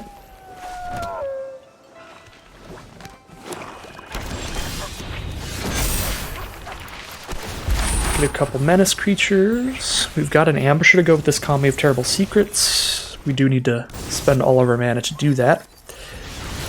But it will gain us a life and draw a card. Pretty worth it. I don't believe we're sacrificing anything to the Echo here. Just make sure we've got the ground all cluttered up, and our opponent does scoop them up. We are 5 and 2 as we head into round 8. Well, after those last couple games, we've definitely seen the bad and the good side of our tribute to Hirobi. So, certainly after that last game, I think I have to apologize to the card a little bit. When it does go off, it does win games. Just consistently attacking our opponent with a 3/3 flyer and drawing extra cards there was pretty absurd that game. Turn 1 Eater of Virtue from our opponent, the Better Bone Splitter. Only 1 mana to equip to give +2/+0, and exile the creatures that die while equipped with this. And then whatever gets equipped with it in the future gains all the abilities of the exiled creatures. So very scary card that can stack up really quickly. If a flying creature dies with an Eater of Virtue on it, this card becomes absolutely absurd. 1 mana to equip +2/+0 flying. So really brutal stuff potentially there. So we've got our Nezumi Road Captain flipped. We've got a 2/2 Menace down, but they did lethal exploit our Ogre Head Helm. Now they're going to counter our Undercity Scrounger. I'm actually pretty fine with that. We only have 1 card that really cares about the Scrounger. And that is our... I don't even remember what it's called. Sokensen Smelter. This has Menace, so they can't block, but we can also just hold it back to block their thing. I think I'd rather hold it back to block their thing. I don't really want to Twisted Embrace to kill Ambusher. Although if I kill it right now, they can't put an Eater of Virtue on it, which is a really big deal. Because then Eater of Virtue is going to give lifelink in the future. Yeah, we should just kill this right now. Because they have Eater of Virtue on their board. Problem is, now if they have like a good 5-drop bomb or something, let me cry. But we can still try to outrace it, especially with Peerless Samurai into Ironhoof Boar, potentially. Yeah, we just race Junji. Junji doesn't have lifelink or vigilance, and it's the only creature they have on board, so we do outrace Junji. They're at 11 life. We need another creature here. Can't just win off Junji alone. Well, we do have a 5/5 that's pretty big, but all of our board has Menace. So we hit them for 5. 6, 7, 8 with Ironhoof Boar, or we just cast Ironhoof Boar and trade into the Shadow Walker. I don't love just trading into the Shadow Walker, if I'm being entirely honest. I think we'd rather hit for 5 and keep Ironhoof Boar in hand than trade Ironhoof Boar into the Shadow Walker. That way next turn I can attack with both Menace creatures, and whichever one gets in hits for 5 and they're dead. That seems better to me. Attack both, one's guaranteed to get in. Unless they top deck removal here. If they didn't top deck removal, they're dead. Alright, that'll do it. Super quick game there. With just our Menace Sagas. Akiba Reckoner Raid is just not a fair Magic card. 6 and 2. We're heading into the final boss now with this deck, which is a bit of a surprise because we did get those first 2 losses pretty early on. We were 3-2 into 6-2 now. Here we are in round 9, the final boss, win or lose. I think I have to mulligan this hand because all we're doing is casting Akiba Reckoner Raid. Everything else needs specifically a mountain drawn. We've got 8 red sources. Out of the 33 cards remaining, it's like less than a 1 in 3 every turn of drawing that red source. This probably has to be a mulligan.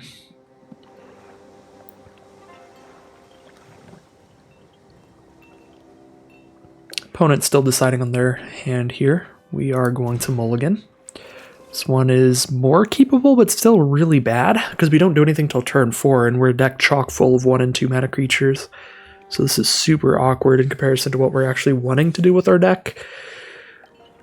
But I feel like we have to keep this one, because I don't know what 5-card hands could do much better than this, because we have at least Seismic Wave on turn 3 into Kami of Terrible Secrets turn 4. That is just going to be a 3/4 that doesn't do anything, but I don't know, we can always draw 1-mana sagas and stuff if we're lucky. Certainly not an ideal start to the final boss here, though. Alright, our opponent is on a slow start as well, luckily, and we do draw into one of the 1-mana sagas. If we get a 3-mana artifact creature like an Undercity Scrounger or Circuit Mender, then this hand just pans out perfectly for us. Even Ogrehead Helm helps, but that is kind of a lightning rod for removal spells, so I wouldn't be surprised if this isn't still on our board by the time we cast Kami of Terrible Secrets.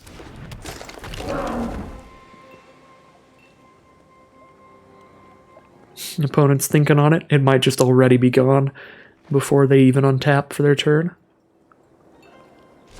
Alright, no. Ogrehead Helm remains for their turn 4. For now. They are really eyeballing it, though. It is getting highlighted a lot here. Yep, alright. Kami's Flare during their turn. They'll just kill it. Fair enough. Kami of Terrible Secrets doesn't get to draw us a card. Do I want to get greedy with it again or just put pressure on because our opponent's still on 3 mana and all they've done is a removal spell? I feel like I just want to put pressure on and get more creatures on the board. Then get greedy with Kami this time like I did early on in this draft. There were a lot of Kami of Terrible Secrets greed plays early in the draft. Most of them didn't pan out well for us. Twin Shot Sniper's pretty disgusting here. Kill our 2/2 Menace and get a 2/3 out on their board. Cast anything that costs 4 or less off this Synthesizer. Seems good enough to me. Attack with a 3/4, then drop a Synthesizer and see what we hit. Majority of our deck is castable off Synthesizer.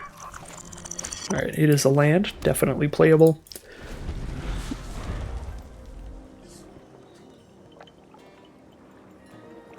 They have Kappa Tech Wrecker. It's going to be pretty bad. They can return Twin Shot Sniper to hand, but then we can kill Kappa Tech Wrecker with Seismic Wave. Just trying to think if there was any ninjutsu they could have. They're red, green, and white, so it's highly unlikely. There's one uncommon green ninjutsu card they could have for the Twin Shot Sniper. That would be disastrous. Coiling Stalker would be, I mean, that's a card, but I wouldn't expect their deck to really be playing like a Coiling Stalker here. Alright, 4/5 Vigilant Mountain with a Harmonious Emergence. We are going to have to kill that with a Twisted Embrace. Otherwise, we will never attack in again. We'll just keep getting hit for 4. It's going to be quite painful. So let's Twisted Embrace here. Get rid of that 4/5 Vigilance. Get our own 4/5.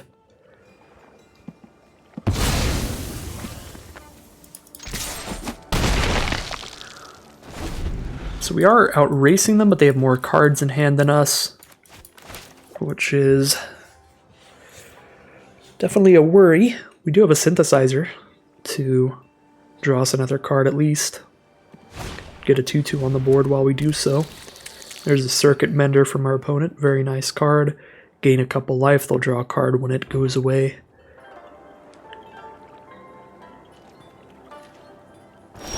Pass the turn here. They just want to make sure to have blockers up. Nezumi Prowler is cool.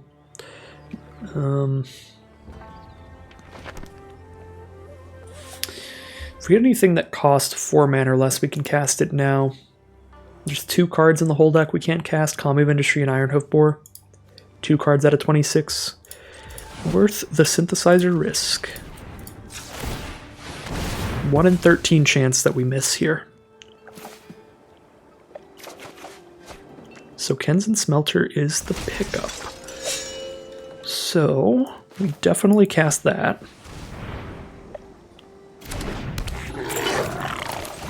Then what do we do here? Do we want to give Death Touch lifelink? Not really, because they're probably just single blocking with the Circuit Mender.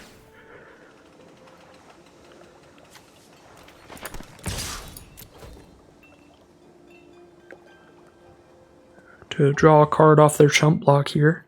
So they'd have to double block and throw a combat trick to kill here. Cool. So they do chump with the Mender to draw a card. Do I want to cast Nezumi Prowler here to have a 3-power creature out that's ready to attack into their 2/3? Probably not. I'm a little worried against their green deck of them playing like a 4/5 or a 4/4 or something.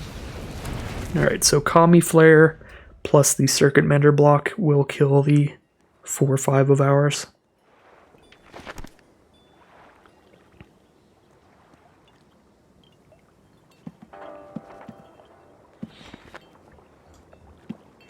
I guess all that the Nezumi Prowler does with its Enter the Battlefield trigger, if they do play a creature that's too big to attack into, is just give us one single attack. It's not like it lets us keep attacking into a 4/5 all game long. Just lets us chip in that one time. Yep, and there's a 3/6, which is really good with Circuit Mender. It's going to pick it back up, gain 2 life, and draw them another card when that leaves the battlefield. Opponent is just widening the gap in card advantage this game. A lot of 2-for-1s. Circuit Menders being 2-for-1s, Twin Shot Sniper, Kamigawa Industry 2-for-1'd us by recasting Circuit Mender.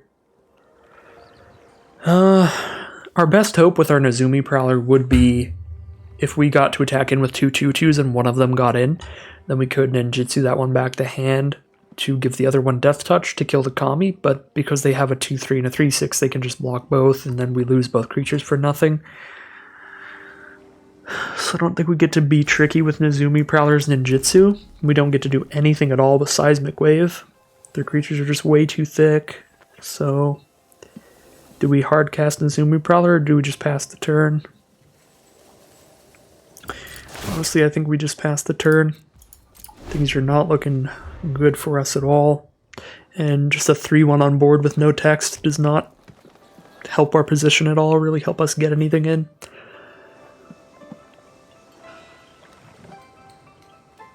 Just hold it in case we find a good opportunity for it. Ironhoof Boar. Yep. Opponent has stabilized, and now they get to start casting bigger stuff than we've got. Closing out the game here. Could double block to kill that. We have no creatures left. Take 3 damage, go to 11. Take 4 damage because trample over for 1. Go to 10.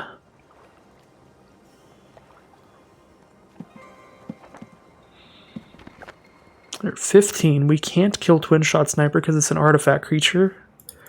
That's just a really bad matchup for our Seismic Wave. Just kind of a dead card in hand, this matchup. Alright, well, we kind of just have to gain a couple life to survive.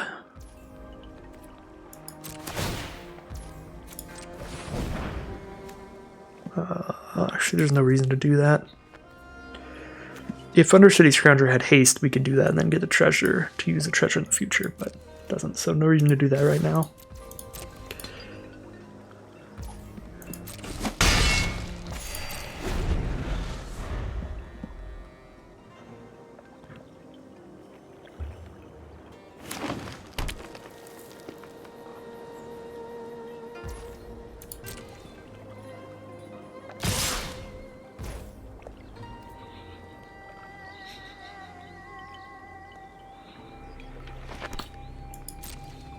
Some kind of board pump here. Give everything extra toughness or something.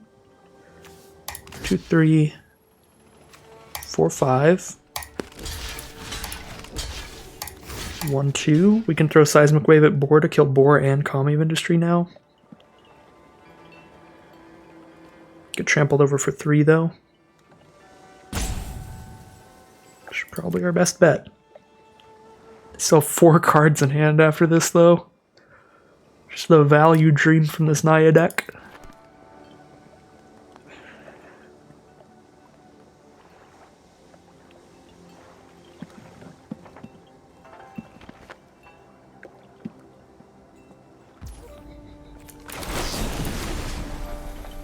Alright, let's get got. Alright, well, not the end of the world. On board now, we can just keep blocking, but yep, there's Imperial Oath. 3, 2/2 Vigilance, and Scry 3. We've got 1 blocker out, so that makes the board more than wide enough to find lethal very easily. And Scry all 3 to the top. We do gain some life off Circuit Mender here, so we're not quite dead yet. It's also a really good blocker for 2/2s. But we'll have to see what they've just scried to the top here. Even though all went to the top, they might have reordered them to the very best card being at the tippy top. So we have to expect something really deadly here.